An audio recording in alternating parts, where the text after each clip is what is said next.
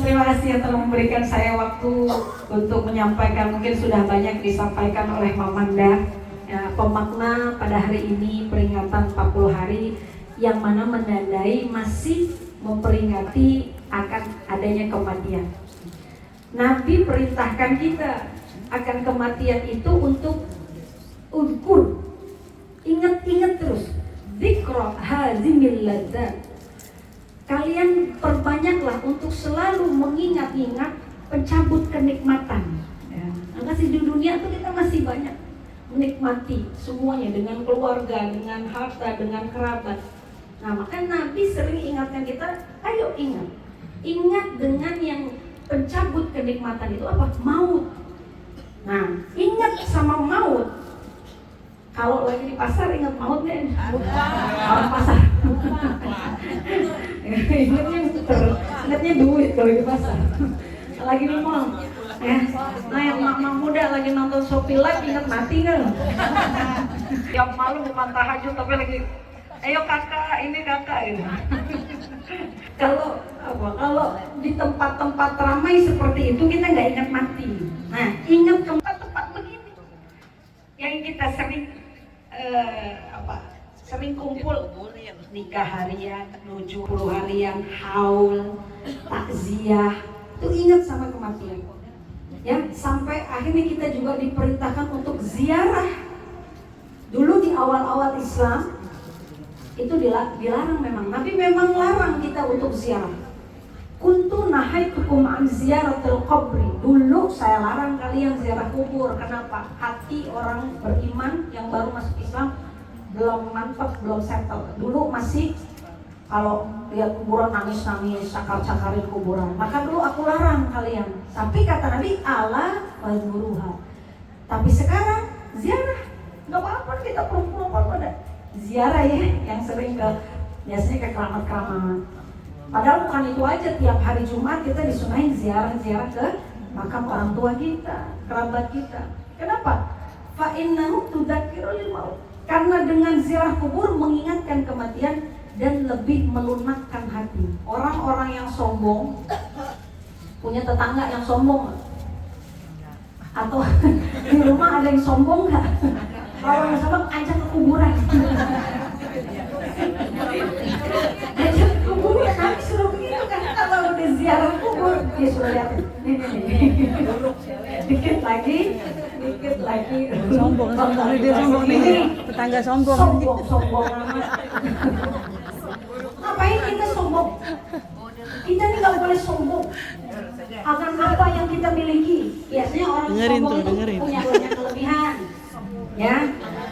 Pertama kelebihan harta, kedua kelebihan pangkat, ketiga kelebihan paras, ya. Kelebihan apa? Ilmu. Cuma satu yang nggak sombong, kelebihan daging nggak kan? Kelebihan daging itu fitness. Tapi kalau kelebihan ini muatannya banyak nih, biar bisa orang berbuat sombong. Kata Nabi, ngapain seorang sombong banget? Fakana awaluhu nutfatan wa musiru ila jifah. Padahal awal kejadian kita ini ada dari setetes air mani yang hina, kemudian menuju jifah, menuju jadi bangkai. Setuju nggak ini? Sepakat nggak ini? Ada yang nggak sepakat? Ada yang nggak sepakat? Ibu ada yang nggak terbuat dari air mani? Ada? Dari setetes air marjan? Fal yang zuril insanu mimma khuliqa mimma indafik. Dalam surat Al-Tariq. Maka hendaklah manusia melihat dari apa yang diciptakan. Kau itu, kita semua diciptakan mimma indafik, dari air yang memancar. Tahu air memancar? Hancur. Ya, sifat air mani itu tadafuk. Mancot tuh muncrat. Itu dalamnya putih. Dan surat At-Tariq itu mimma indafik. Kita dari yang hina itu. Karena masuknya ke rahim ibu kita jadi kita. Jadi yang dihormati. Ya, dihormati apanya? Semua hak asasinya. Palanya nggak mau dijentulin. Ya Bu ya? Kenapa? Kita punya hak asasi. Itu padahal Apa? Kita hanya terbuat dari air yang hina ini. Kayaknya nggak usah sombong-sombong. Nah, dari air yang hina, wa musirun ila jifah. Kemudian kita akan berakhir menjadi bangkai. Ada yang nggak mau jadi bangkai di sini? Kalau nggak mau jadi bangkai, kayak Presiden Filipina, kayak Firaun, dibalsemin, mau dibalsemin. Sehingga temennya, kayak Marcos mau, ya ditaruh di antara kaca dilihatin. Kalau nggak jadi bangkai itu, karena kata Luqmanul Hakim, sepertiga diri kita ini lididan, milik cacing-cacing yang di dalam tanah.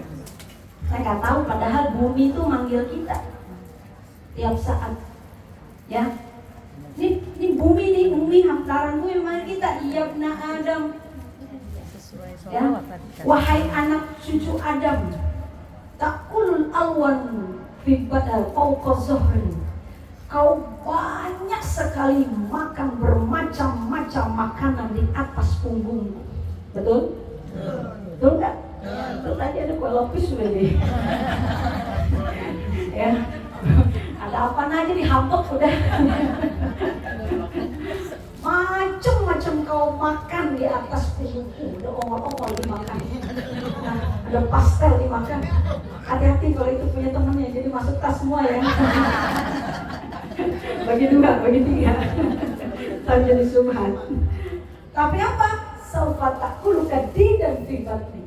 Tapi suatu saat cacing-cacing yang berada di dalam perutku bakal makanin kamu. Ya, lihat aja yang gemoy-gemoy ini, cacing demen banget tuh. Langsung ada yang komen. Asisten saya gemoy gue, makan bakso berapa pentol. Hati-hati yang gemoy ini berarti. Iya, itu cacing paham. Dia kalau lihat yang turun itu gemoy. Kesapora kita katanya malam ini. Ya kata Bui begitu. Tapi suatu saat cacing-cacing yang dalam perutku bakal makanin kamu. Maksudnya apa? Jangan sombong-sombong jadi manusia. Ya, jangan angkuh-angkuh, kau akan berakhir di tempat yang sama. Kita semua bakal berakhir di tempat yang sama. Ya, maka dari itu apa? Ayo kita persiapkan. Kita persiapkan untuk apa? Untuk kalau kita udah masuk ke dalam kubur.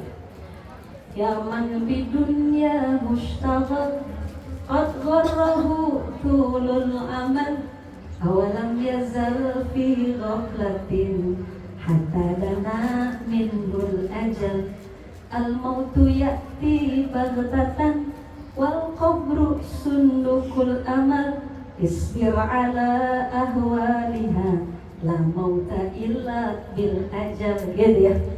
Yaman bidunya husyagal. Hai kalian-kalian yang di dunia repot melulu, sibuk melulu, ya, diajak ngaji repot bilangnya, suruh dengerin pengajian, ya katanya nyuci, orang pulang ngaji masih nyuci aja, nggak selesai ngaji nyucinya, ya, repot diajak ngaji, ada urusan keluarga, ada urusan ini, ada urusan. Gak bisa duduk lama-lama. Kesemutan kakinya, ini mah gak kesemutan ini semua. Emang dia di dalam pengajian kan gak kesemutan. Gak tahu dulu nyari paling tepatnya.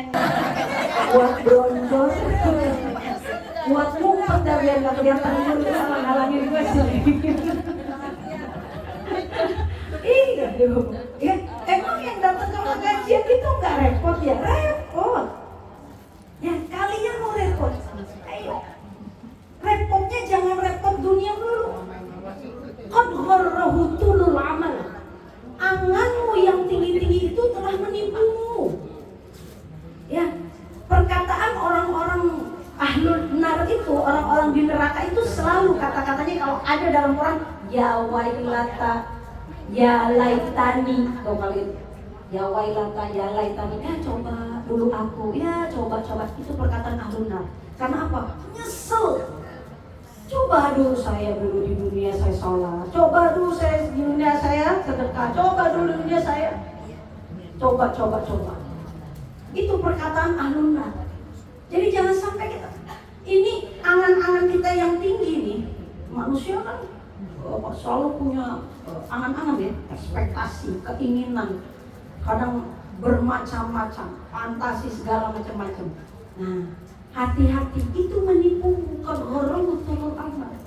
Anganmu yang tinggi itu telah menipumu sehingga apa? Kau lupa untuk sholat, kau lupa untuk zakat, kau lupa untuk sedekah, kau lupa dengan keluargamu. Keluarga nih, ya Allah Bapak Ibu, sama keluarga beri waktu, kesempatan, ya. Keluarga itu paling inti. Biasanya orang kalau lagi mencapai itu, orang-orang yang kerja itu, bapak yang kerja kan pergi dari gelap sampai gelap lagi, nggak tahu anaknya ngapain aja, nggak tahu kan ya. Padahal dia kan loyal banget tuh sama kantornya, sama tempatnya, tempat kerja. Keluarganya dia sia-siakan. Padahal kalau udah sakit, siapa yang ngurusin? Waktu meninggal, siapa yang ngurusin? Keluarga. Padahal orang kayaknya aja ngomong, bos-bosnya ngomong gini, kerja tuh biasa aja, ya. Kenapa? Kamu rajin, kamu hebat, kamu di bos di mata nih. Begitu kamu meninggal, bawahan kamu malah seneng, ya. Wakil malah seneng apa? Digantiin. Ya, tapi dulu yang kamu tinggalin apa? Ngurusin mayat kamu, diurusin sama keluargamu yang kamu nggak pernah perhatian kepadanya. Ya, jadi perlu waktu dengan keluarga tuh perlu. Nggak boleh kita sibuk melulu apa melulu, kasih waktu sepertiga waktu kita. Ya, kenapa? Nyari duit ada entar waktunya. Ada lagi waktu. Nabi Daud tuh hakim, ya, kemudian nabi juga, kerja juga, tapi dibagi waktunya. Kapan buat mutusin perkara, kapan buat ibadat, kapan buat kerja, ada waktunya. Begitu juga kita.